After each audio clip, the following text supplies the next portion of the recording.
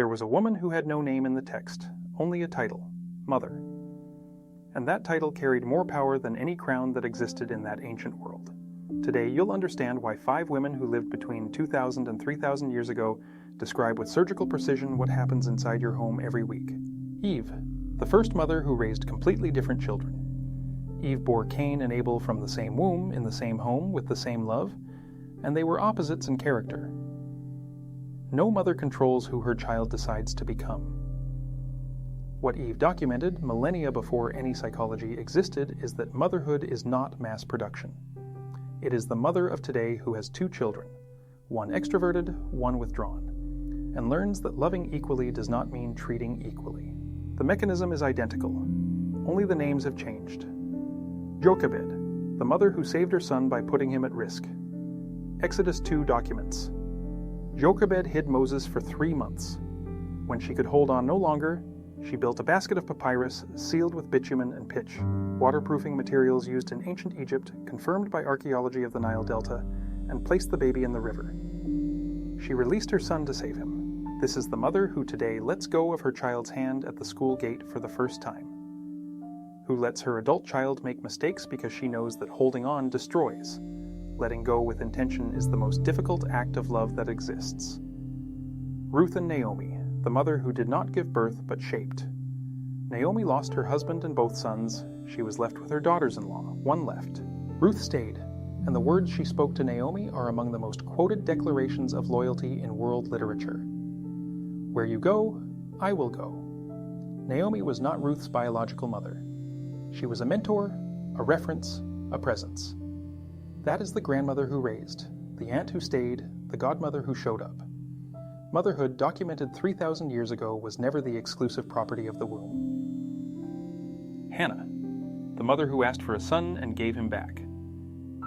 1 Samuel 1 records, Hannah was barren. She prayed with such fervor in the temple that the priest Eli thought she was drunk. And she responded with absolute dignity, without falling apart, without over-explaining herself. When Samuel was born, she raised him until weaning, around 3 years old according to documented custom in ancient Israel, and then took him to the temple. She made a promise and kept it. Hannah is the mother who sacrifices her own comfort for her child's purpose, who invests in the child's potential even when it costs dearly. The temple today has a different address. The movement is the same. Mary, the mother who watched her son die without understanding everything and stayed. John 19:25 records that Mary was at the foot of the cross. There was nothing she could do, and she stayed. This is the mother who sits beside her son in the hospital at 3 a.m. with no answers, who is present in the moment that makes no sense, who does not abandon when leaving would be easier. Presence without solutions is still the greatest act of love documented in history. If you want to keep learning about women who changed the course of history with wisdom and purpose, subscribe to the channel and like this video. Every week there is a new script waiting for you. About 3,000 years ago, a mother said to her son, a king, something about value. A virtuous woman who can find? Her worth is far above rubies. Proverbs 31 dictates, in the ancient world, rubies were the rarest stone that existed. Rarer than pure gold. Kings paid fortunes for them. Wars were fought over them.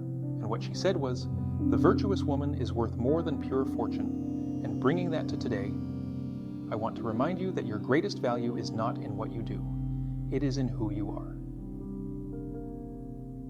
Ephesians 2:10 says one of the most beautiful lines in the entire Bible. For we are his workmanship, created in Christ Jesus for good works. Notice that word, workmanship. A piece crafted with intention and care. Paul says we are God's handiwork, created with a purpose.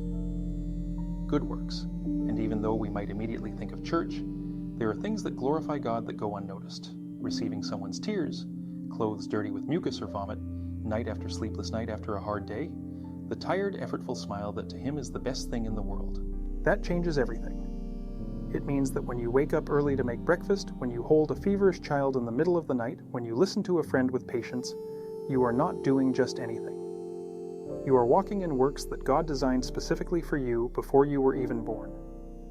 You are not a mother trying to be good. You are God's workmanship, fulfilling what he prepared. You have young children, children who look at you and learn what the world is, But I want to remind you that not so long ago you were also those children. Back then, someone was your mirror. You learned about worth, about love, about God. Today, your children are doing exactly that with you. They don't learn what you say about God. They learn what you live of God. When you rise after a fall, they see that it is possible to start again. The greatest good work God prepared for you may not be on a distant mission or on a stage. It may be sitting right beside you on the sofa, tugging at your arm, calling you mom.